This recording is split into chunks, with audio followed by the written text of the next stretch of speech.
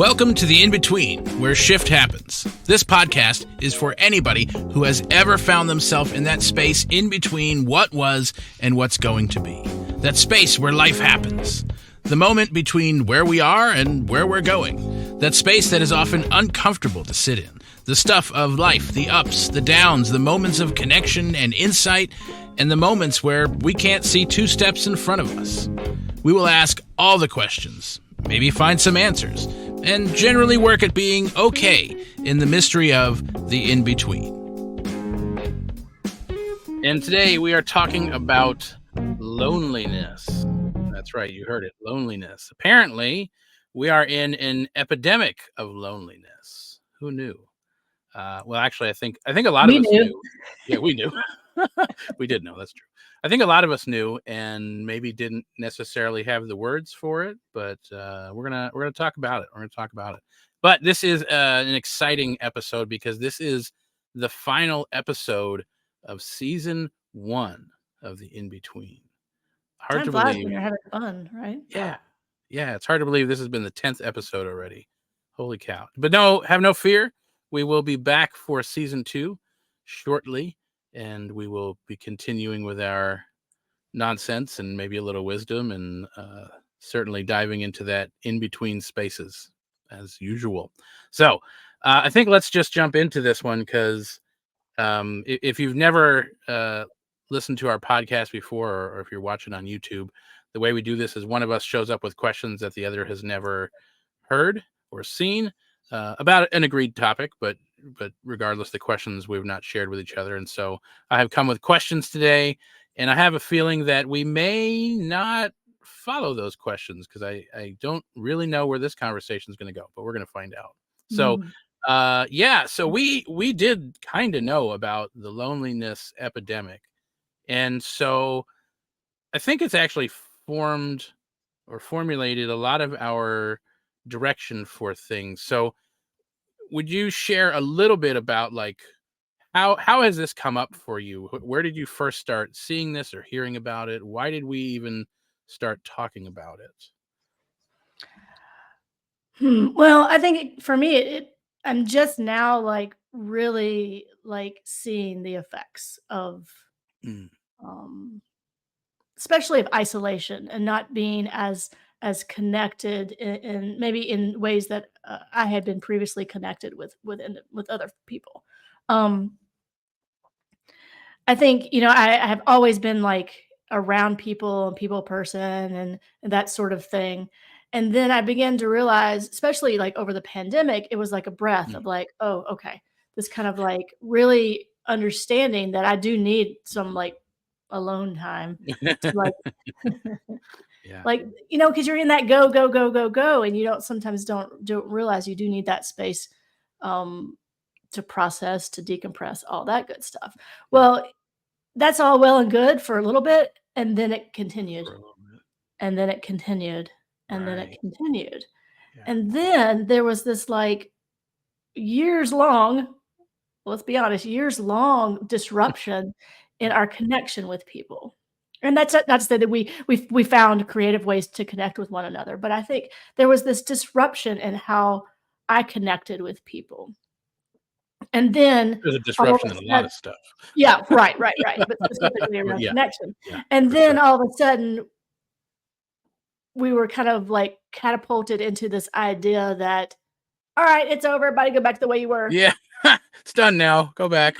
Well, then I realized, I don't know about you, but I realized when I tried to like go back and like connect the way I used to, wasn't happening. It was so overwhelming, so overstimulating, so over in lots of different ways that I felt like my like retreated back, like, oh, we went one way. Now I'm just going to go swing back to the other way and like, okay, fine. And so then I began to really realize that I was lonely, like that isolation, like I hadn't quite figured out how to like interact and connect in this new iteration of who we are as humanity. And so, I mean, it showed up as all different things like low motivation, depression, anxiety, like all the things. And I'm like, what is wrong with me? Like, what is wrong? And then I would like connect with someone or reconnect with someone or be in someone's presence that I hadn't been around in a while. And I felt like a little bit of a breath of like, huh, Hmm. that Hmm. felt good, right? Hmm. That felt good. So then I started thinking like, oh, wait, I'm actually having some like long-term effects of this isolation. And then you start reading all these this research, Yeah. people who have, consistently over their life had this experience that we collectively have had this experience, over the past few years, but then there are individuals that have this experience like throughout their lifetime and then like the detrimental physical, mental, and emotional effects this has. Like this is not like us making it up. Like this is literal science. Like the morbidity rates of folks suffering from extreme loneliness and isolation far outweigh like the heavy hitters that we think about, right? Yeah. And so for me, now I'm just becoming aware that some of these things that have shown up in my life can like be traced back Yeah. Yeah. to that disruption. Yeah. It's interesting that you bring that up because I hadn't even thought to go there, but yet the pandemic did play such a huge role in the importance of this conversation for me of this loneliness epidemic, which we'll get to talking about like what specifically that is in a second, I think. But um, I think one of the things that happened because of the pandemic, well, I know for sure one of the things that happened because of the pandemic was people kind of slowed down, and a lot of people who didn't necessarily have the time before started to look internally. And I think kind of like what you were talking about for me, I lost a lot of those like peopling skills that Yes. I had carried with me my whole life, I think, until that point, right? Like those, it was almost like the armor that we wear out into like social Mm, environments. yeah. And I would have had no idea prior to the pandemic. I don't think I ever would have come up with it on my own, realizing how much of that armor I was really carrying around, where I learned because I am not that overtly like social person. I mean, I love being in the groups that I like being in, Right. Um, and yet I would often be in very social, very outgoing groups for, work or various other reasons and whatnot. But man, was that such a challenge afterwards. Like it was almost like I had to relearn a lot of those skills or even decide if how I wanted to engage in those things. But I think what happened was similar things like that happened to so many people Mm, during the pandemic that I think that's when like collectively we started to feel something I don't know had really been talked a whole lot about. Um, but actually we were looking into grants, and one of the reasons we realized that this kind of work is so important is because of this epidemic of loneliness. And we started finding like all this information on how detrimental loneliness is. mm. Little did we know at the same time, apparently so is the US Surgeon General, who has now put out like this 80-page report on the Which is epidemic. fabulous, which is Yeah, fabulous. which is great. I think we'll probably end up putting the link to that in our show notes, but it's like 80 pages referencing like 178 different studies over like I don't know 20 plus years or something on loneliness in the United States. So maybe we should have started with this, but let's just take a minute and like, what even is an epidemic of loneliness? His report is the epidemic of loneliness and isolation. Like, what even? Like, it sounds so dramatic, and and yet I think it kind of boils down to something simple. But even just to kind of let's define our terms. Well, Like and I what are guess, we I even mean, I talking? I I don't know that there is I think, the definition as it is as varied as we are and how we experience Sure. things. Yeah. I think, a cursory people often think that, loneliness is, the Weakness. absence of connection, the absence of social groups, the absence of that social capital, social Yeah. support in order to that provides this beauty of our everyday experience. But you know what? We can be around lots of people and still be lonely. Right. So I think it's also shows up too in when we're in spaces where we can't authentically be who we are, that we have to be like whatever the space is requiring us to be, Yeah. that can be a lonely experience, even though we are around a ton of people. We look at the isolation of marginalized and disenfranchised groups of individuals. That is a lonely place to be, Mhm. right? When you're constantly fighting for your rights, or constantly having to justify your identity, all the things that Yeah. um, keep us separate from whatever the group is. And so I think loneliness can be experienced on so many different levels and impact us in so many different ways, based on our intersectionality of all of our different experiences. And Yeah. so I think that short answer um, would be Do we have would you those? love it? Not really, but I think for me, like just looking at all that, I think is that short isolation, loneliness is feeling disconnected, uh, Yeah. not connected in whatever sense the connectedness is valuable to you, but not feeling connected, not feeling that you can show up at who you are and feel like that matters. And so Yeah. I think it just feels like separate from whatever the from is. Yeah. For me, I think uh, kind of sort of defines what loneliness is, or how it shows up for me at least. Like I can be in a group of people and feel really lonely, especially if I feel like I can't show up as who I am. Like I just kind of feel like, you kind of feel like a robot kind of hanging out, right? And it's hard to connect. And so then it's hard to kind of feed that inner part of us that wants to connect, wants to be seen and to see on a Yeah. deeper level.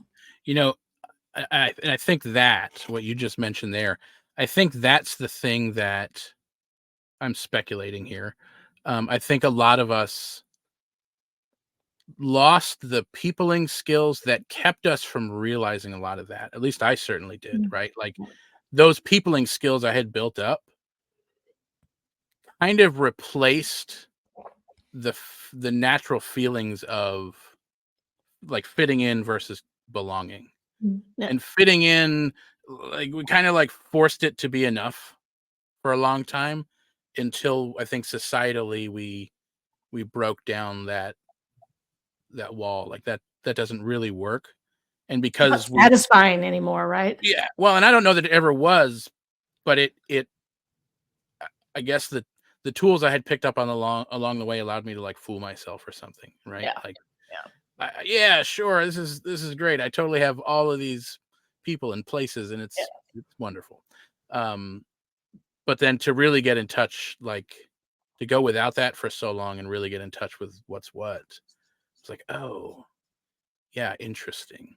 And looking at this Surgeon General report a little bit has been really fascinating. There's some really interesting like graphs and charts in here, and there's a couple of them that are like 2003 to 2020 Yeah. uh, that map like people's actual reported experience around things like social isolation, uh, household, family, social engagement, companionship, socialization with friends, non-household, family, social engagement, and just engagement with others. And all of these over those 17 years, just like totally tanked, except for social isolation, which like shot up Increase, significantly. right.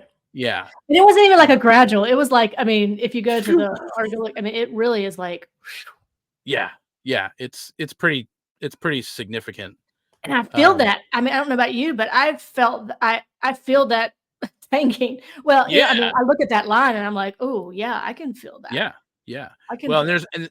there was another statistic in here that was from a study that uh, reported on teens since 1979, and year after year, without a doubt, teens reported feeling less and less connected, more and more isolated, consistently from since Right. 1979. Like, holy shit! Like, so this is not really a new thing.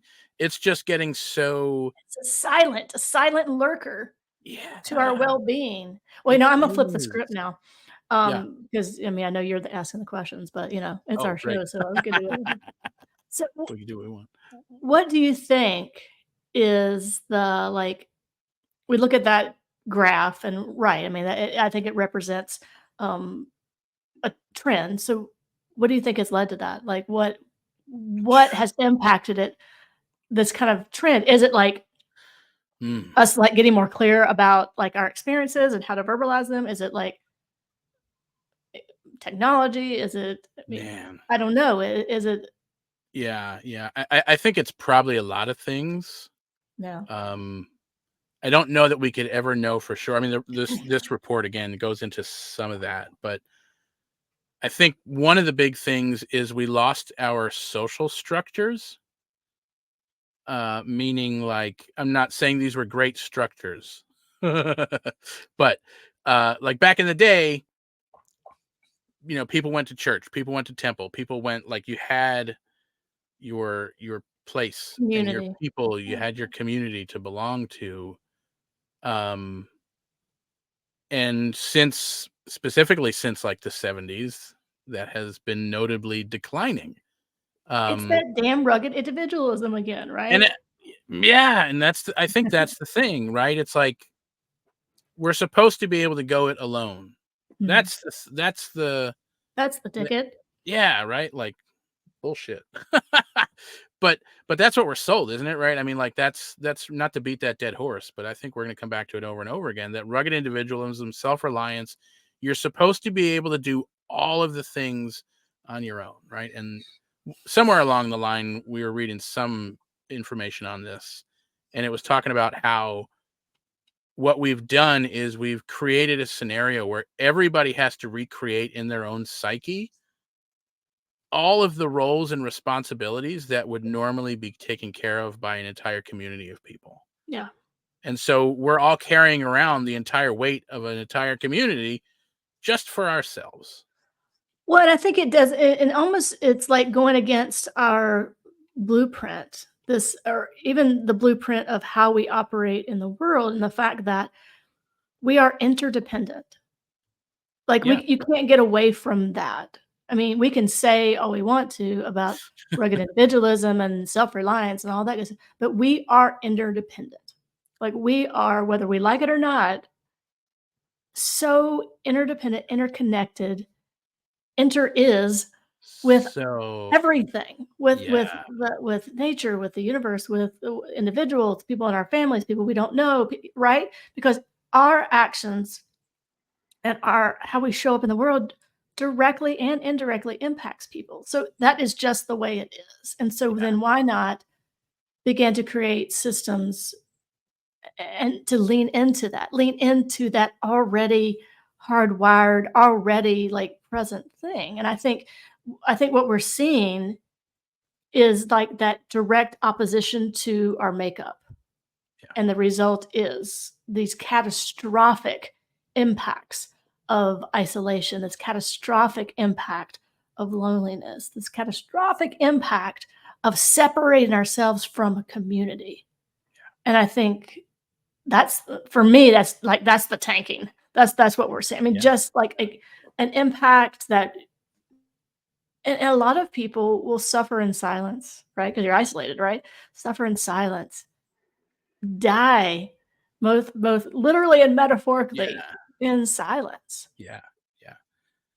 Uh, And And we've built we're still living in all of these structures and relationships that are built in that sense of I can't ask for what I need right, or whatever, like whatever that thing is, right? It's so bizarre and like so much to the point that like you are 50% more likely to recover from some sort of illness or disease having people around you than without it, right? And yet we're willing to like not ask for help to the detriment of our own health or even our life because we're not it. We didn't make it. We're not enough or whatever that those old beliefs are. It's crazy. and I've done that. I mean, we've all done Yeah, that. Like, yeah, I yeah, mean, I for sure. probably just this year have done that. Like, Heck, I did wow, it last week. I right, did it wow, I the other week. really, really need like I really need Yeah, help, but I don't want anyone to think that I'm like can't do this, or I'm not up to the Yep. job, or I'm not enough, or not, fill in the blank. Yeah. So then we just struggle through Yeah. instead of normalizing asking for what we need, normalizing leaning into the support of others, and knowing that there'll be times where people need to lean into us, right? And we have no problem doing that. Like you have no problem reaching out to people and saying, "Hey, if you need support, I'm here," blah blah blah, blah, all the things. But then the things that we want people to reach out to us if they need support. But the thing we want most others to do is the thing that we don't want to do ourselves, right? Yeah. We don't want to Yep. seem vulnerable. We want to see vulnerability in other people, Yeah. and show up for other people, but we don't want other people to see that vulnerability in our experience. And I Yeah. think that is like, I don't know, it's just some weird like thing that we have been fed, and it is so like I can feel it on a cellular level, and I don't know where I learned it. I mean, I think we've just been swimming in it for a bit.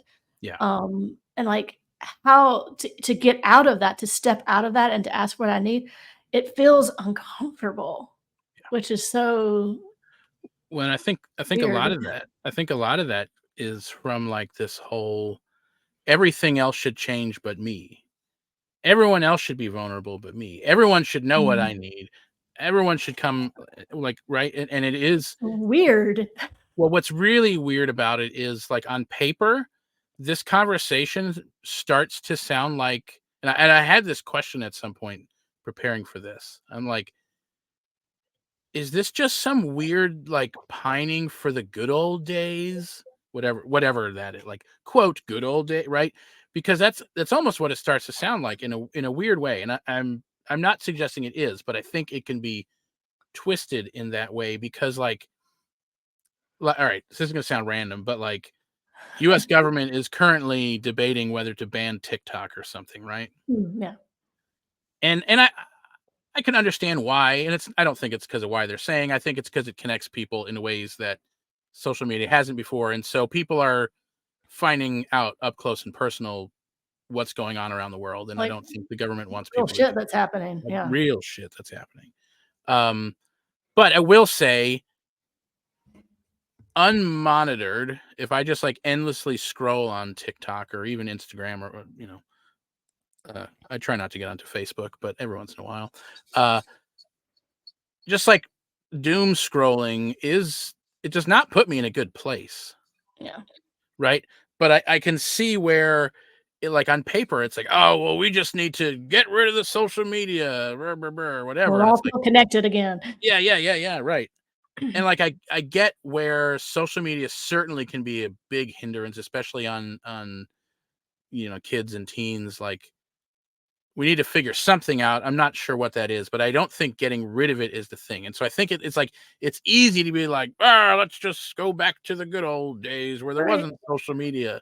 Instead of like, no, why don't we figure out how to use these things as tools for actual connection? Because I do know things about the world now that I never would have known before that I'm really glad I know. I hate that they're happening, Yeah. but I'm really glad I know that they're going on. And so part of me starts to wonder if we're just opening up more and more to like the bullshit that's going on in the world that I don't think happened to the degree that it's happening now. And a lot of it happened behind smoke and mirrors where it just wasn't as known. And because one of the side effects of a tight knit community is information stays within that community. Mm. We don't have the connection from this community to that community or state to state or country to country like we do now. I mean, there always has been, but like, you know, uh, there's But a we're more shooting. connected now. I mean, Yeah. like Yeah. like, in theory, we're more connected now than Right. we've ever Weird. been. Yeah. Connected in the way that we can see It, beyond our little, like, 3-mile radius of our neighborhood. yeah. And it's so but isn't that the interesting, like, disconnect? Even though we are the Yeah. most connected in one way, or we are the most disconnected in another way. And Right. I think it is, as often the truth is in the middle, right? But I think it is this letting go of this like coat that we've put on of back to again rugged, this individualistic sort of I've got to get mine, I've got to do this, I've got to, my way or the highway, that those sorts of mentalities, and lean into understanding our collective impact on the group, understanding our collective, whether positive or negative on the group, understanding our um, uh, ability to care for people, Yeah. to care for one another. And it's this weird, like, I think it's this fear-based thing too, is like, if I don't get mine, then someone else is gonna get it. So Yeah. I'm not going to, like, lean in and share and be in this kind of collaborative, cooperative experience, because what if A, B, or C happens? So this is like this, like, mistrust that's on a cellular level. This mistrust in ourselves, mistrust in others, mistrust in experience, mistrust in like life in general, right? Yeah. And so like we really leaned into more of the mistrust than the trust. And maybe And I we're think then that seeing, creates these like separate sort of yeah. divisive sort of experiences. And aren't we seeing like 30, 50 plus years of that, right? Like, especially in politics and stuff, you look at it like Yeah. the state of society in the US right now. And yeah, I think we are witnessing the falling apart of like that dynamic in society where we were able to be where we were able to see others as people and not as enemies or others. And that's a huge part of like social connection. Having social connection is not only beneficial to us as individuals in our small units, but like society itself depends on social connection. So loneliness is actually deteriorating everything around us too. And it sounds like has been for a long time. And so I think we're seeing the ramifications of that, not figuring that out Yeah. a while ago. Well, and even like this othering of people, like those people over there mentality automatically keeps us stuck in our small little world. Yeah. So if I have Yeah. certain judgments of those people over there without even knowing, without even leaning in to connecting, learning about their life experience, um, then I automatically keep my experience over here, which is Yeah. very small, which is very isolating. Now, in my own little experience, I may have social support and I may not have this experience of loneliness, but in the larger systemic understanding, I am disconnected. I am isolated from the Yeah. totality of our experience. And I say that's what we're seeing a lot too. And it's very interesting for us to see, like, speak about it. Oh, well, back when it was more community based. Well, I don't know that necessarily because I didn't live back there. Yeah. Obviously, it's my perception, which I think there's a lot of other shit going on back then that was very detrimental as well, that has Yeah. led to where we're at now. Yeah. So I'm not romanticizing the past in any way. But it Um, is, but that isn't that the Mm. interesting thing? Well, Like that it nostalgia does can be a very, powerful powerful barrier, motive. Yeah. And to motivator. reality. Yes, yes, true. Yeah. And so I think that, I don't know where I was going with that, but I think Well, that now, and just because we can see it so much, in our social media and TV, I mean, we can see everything and it's happening in real time and we can watch it and process it in yeah. real time. Yeah. We are seeing, like, the othering that's probably happened throughout humanity, we know to be Yeah. true, but we are seeing an inundated. Our brains are inundated with this kind of othering language, which doesn't connect, it Yeah. isolates. Yeah. Yeah. So how do we answer this epidemic of loneliness and do it in a way that doesn't call us back? Because like I think really what's being asked of us is to learn how to connect in all new ways, in Mhm. maybe more real and authentic ways uh than we ever have before. Like I'm wondering if maybe none of us have really experienced deep connection at the level that we are kind of being urged to do now. How do we like what do, what do we do? Yeah, I mean, I do think, I do think it is this evolutionary. I think we're in this evolutionary process. And I think we Yeah, are probably more now than ever being called to create spaces where we can show up authentically. And so, like, what can I do in this moment? Well, I can go and walk across the street to my neighbor and introduce myself, right? Like, there's little things, leaning in when it may be hard, standing in curiosity about the experiences of others yeah, when we may not be able we may feel distrustful, or we may feel like those people over there sort of mentality, right? And so it's little things like leaning in the areas that we can, and creating spaces, where we can show up authentically, and then inviting other people to do the same. Because I think when we can do that, and it may be just little small little pockets, but I think the ripple effect of that, then yeah, those people take it into their other social groups, or those people take it into their work, or to their places of faith, or spiritual community, like all the things. yeah. I think that we have to be willing to be uncomfortable in the moment, because right now we've created this comfort of isolation in some Mhm. respects, this Yeah, comfort of othering, this comfort of taking what's mine and to hell with everybody else, right? Not that well, some people may think that, but right, this fear-based thing, and so it's very comfortable, we think. And so beginning to push those lines, uh, stepping out, reading people, or reading books by authors, or watching TV shows, or engaging in social groups that maybe we are where people believe different than we do, or maybe they don't have the same life experiences that we do, and really beginning to learn, because then I think that's what builds this authentic connection that we're looking for.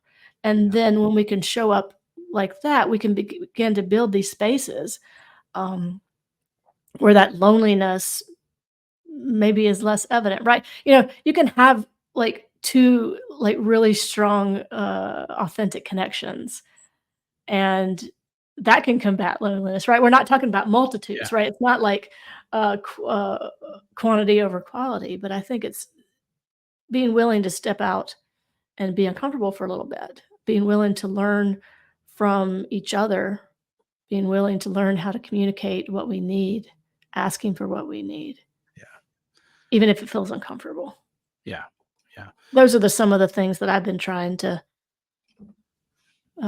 implement. Like, when my first response is to do something, I like, "Oh, let's pause. Where's that coming from? Up, okay, turn, face that Yeah, direction. Let's yep, step and make this decision." yeah. And to me, a lot of it's about that intentionality of like not doing something just because that's what I've always done, or Yeah, trying to not just react because that's how I've always reacted, but to do the things intentionally. Because I think there is a lot that we can take from the past yeah. that is worth bringing with us when done intentionally. Like, You know? check on your neighbors, right? Yeah. This is something Right. as simple as, if you have not seen your neighbor out in the yard, check on your neighbors, Yeah. Yeah. invite folks to dinner, Right. show up and mow some grass. I mean, like, those things, right? Yeah. There's just Yeah. little things that let people know that they don't have to suffer in silence, that they Yeah. don't have to go through whatever they're going through, alone. Yeah. I mean, And when we do it, and I don't think most people in the past would have done this, but certainly some. You're not inviting the person over for dinner to find out the tea on the other neighbor that they know about, right? right, Because right, there right. is like there's a new way. There's a way that is new to many of us. I don't think it's new. It's a way that is new to many of us in how we do these things, how we engage intentionally, where it is authentic, where it is out of a desire to connect and be together, be in a space together.